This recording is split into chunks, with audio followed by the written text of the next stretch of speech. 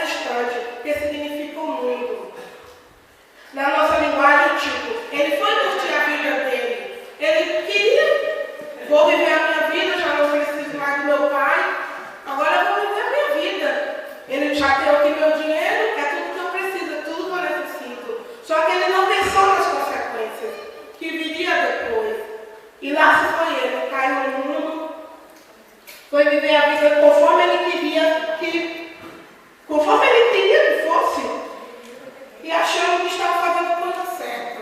Só que muitas vezes a gente pensa que está fazendo a coisa certa, mas não estamos fazendo a coisa certa.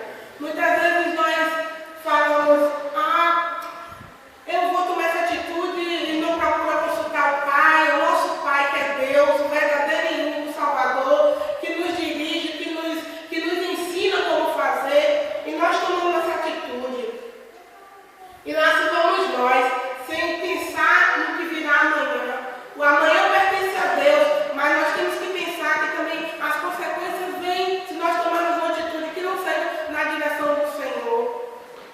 Aleluia. E lá se foi ele, gastando um pouquinho ali, gastando um bocadinho lá, e gastou todo o seu dinheiro, a sua fortuna, com os amigos que se diziam amigos dele. E quando ele tinha tudo, estavam lá os amigos, com ele sempre apoiando, e lá foi tudo se acabando. Quando ele viu por si, ele já não tinha mais um cêntimo. Até que se diziam os amigos que já não estavam mais com ele, porque muitas vezes, irmão, a gente fica assim, eu tenho um amigo aqui, eu tenho muitos amigos, mas na hora do aperto, alguns que se dizem seu amigo, eles somem, e você fica ali, triste. Se não for a misericórdia de Deus, você não tem um ombro amigo para desabafar. Assim também foi aquele filho pródigo, quando ele já não tinha mais nada, já não tinha nem os amigos que diziam que era amigo dele, já não estava com ele. E ele se sentiu triste. Eu penso que ele estava até a pensão, o hotel que ele estava, ele foi despejado, porque ele já não tinha mais nem dinheiro para comer. Ele não tinha.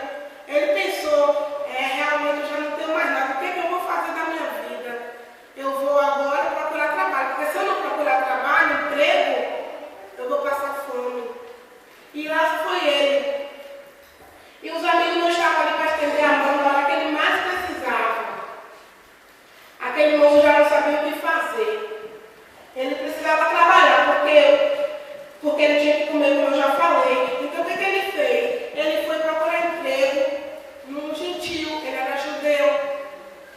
Então, para os gentios, aquele moço já não sabia o que fazer. Para os gentios, eles achavam que era tipo uma humilhação trabalhar com porcos. Eles não queriam trabalhar, porque eles achavam, eu vou me humilhar ainda com porcos. Eles achavam que o porco era o animal imundo. Então ele pensou, não, mas eu tenho que ir, porque se eu não for, eu vou passar fome, não vou me alimentar, e como é que eu faço? Então ele deixou de lado o orgulho e voltou para procurar um emprego. É onde diz no versículo 15 ao 19, que fala: então ele foi, se agregou a um dos cidadãos daquela terra, e este o mandou para os seus campos, a guardar porcos. Ali desejava ele fartar-se das alfarrobas, e os porcos comiam, mas ninguém lhe dava nada. Então, caindo em si, disse: quantos trabalhadores do meu pai têm pão com fartura, e eu aqui morro de fome? Levantar-me-ei e lhe direi: Pai, pequei contra o céu diante de ti, já concedi de ser chamado teu filho. Trata-me como um dos teus trabalhadores. Ele caiu na real. E quantas vezes, sem pensar, sem consultar o nosso Pai, nós tomamos uma atitude e não olhamos as consequências que virão. Assim foi também aquele filho pródigo. E às vezes nós reclamamos: Senhor, por que essas coisas só acontecem comigo? Tanta gente, as outras pessoas têm isso, têm aquilo, e eu não tenho. Eu luto tanto, eu faço tanto por merecer e eu não tenho. Mas é porque às vezes nós tomamos atitude que não pedimos direção ao Senhor. E a Bíblia diz que o Senhor, Ele é amor, mas Ele também é justiça. E se nós tomarmos decisão que não agrada ao Pai, a consequência também não, eu tenho certeza que não é boa. E ali, aquele pai deixou o filho que tomasse aquela decisão, e ele começou a colher, ele colheu as consequências. Também é o nosso Pai. Ele nos alerta de várias maneiras, mas às vezes nós ficamos surdos, cegos, até muitas vezes. O Espírito Santo, ele fala conosco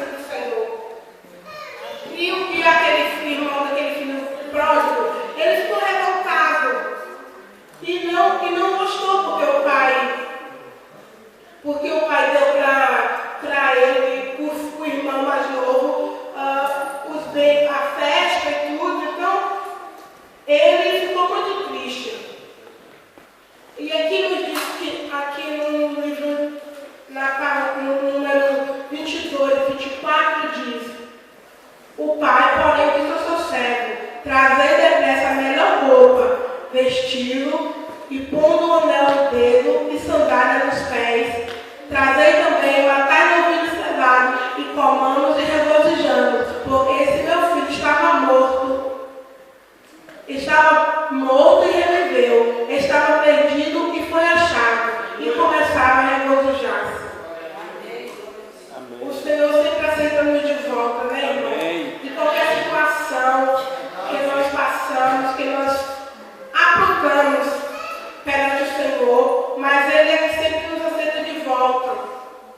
Ele nos perdoa, Ele está sempre dando mais uma chance a nós. Mas eu quero deixar aqui claro para os irmãos que todos nós já sabemos isso, mas alertar nunca é demais. Porque não importa se você fica dizendo, eu vou pecar, eu vou fazer isso, eu vou fazer aquilo, e Deus vai me perdoar. Mas não fique pensando nisso. Faça o que der certo para o Senhor, porque a Bíblia diz que Deus é amor, mas também é justiça. E se nós ficarmos pensando dessa forma, o Senhor não quer ter ligação com nós dessa forma. Ele quer que nós venhamos e nos arrependemos daquilo que nós cometemos.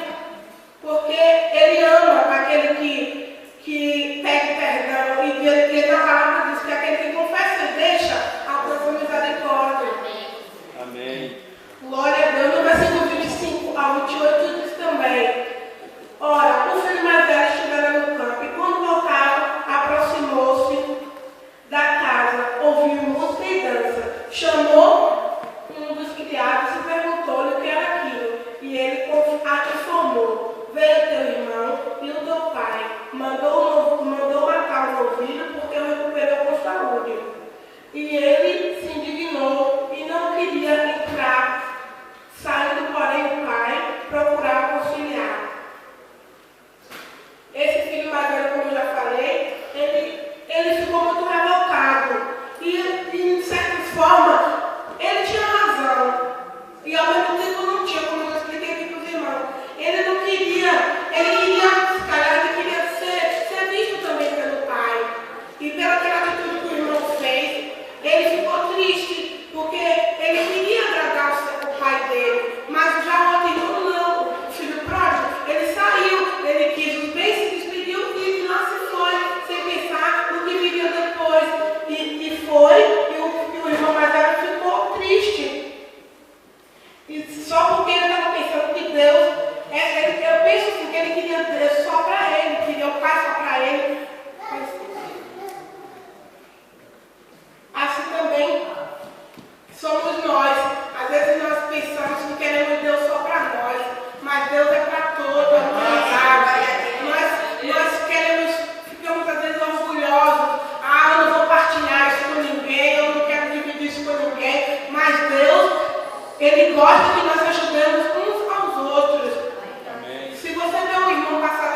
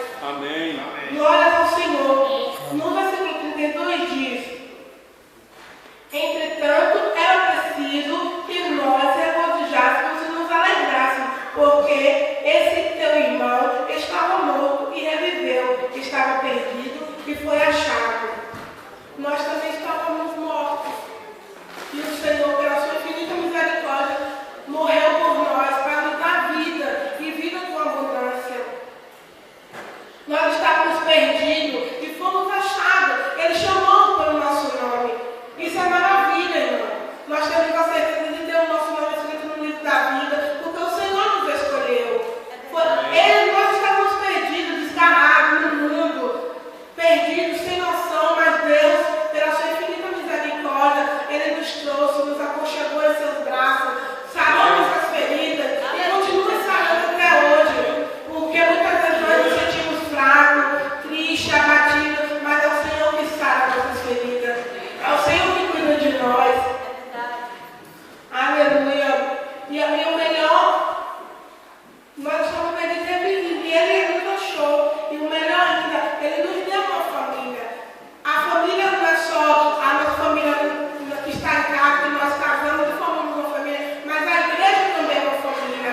A gente chega na igreja, a gente fica aliviado, a gente ora, nós estamos em comunhão. Isso chama-se família também, porque o Senhor nos deu essa família para nos alegrar, nos adorar Ele na beleza da sua santidade, dizer a Ele que Ele é santo, tremendo e poderoso, porque Ele nos escolheu e nos deu essa família para juntos estarmos com o nosso Pai. Eu confesso aos irmãos que quando eu decidi falar esses minutos que eu já estou quase terminando, mas graças a Deus eu venci o medo. Eu estava muito nervosa, falei para o pastor, eu espero que eu falei ainda com o Mano também, eu espero que só venha pouca gente para a igreja, porque eu nunca nem cheguei aqui para falar nada. É que quando tem vigília, o pastor diz, é uma ministração e depois a oração. Só que como o Mano trabalha comigo, eu sempre faço a ministração para ela, porque eu não sei falar. Eu digo, Deus, eu não sei falar, eu só sei cantar, adorar, mas eu confesso aos irmãos que pelo menos 10 ou 15 minutos eu já falei, e eu que Deus pôs no meu coração. E eu tenho certeza que alguma coisa já caiu no coração dos irmãos. Então, eu quero que vocês vão guardar, e quando vocês lembrarem desse dia que hoje foi o culto das crianças, vocês vão dizer aquela palavra que tocou no meu coração. Porque eu pedi ao Senhor, Deus, não deixe que ninguém saia daqui vazio. O pouco que eu tenho a oferecer através de ti, eu tenho certeza que eles vão ficar regozijados na tua presença. Amém. Glória ao Senhor. Que essa palavra tenha tocado nossos corações. Como eu falei, eu disse ao pastor, eu vou falar um bocadinho, depois o Senhor completa. Porque eu não sei falar muito, mas graças a Deus que até aqui o Senhor me ajudou. E eu não fiquei muito nervosa, mas pronto. Eu agradeço ao Senhor e peço que essa palavra tenha tocado aos vossos corações. Que de vez, pronto, às vezes está desagrigado o nosso Pai, que nós temos que ter atitude de pedir a Ele que todas as vezes que nós estivermos passando por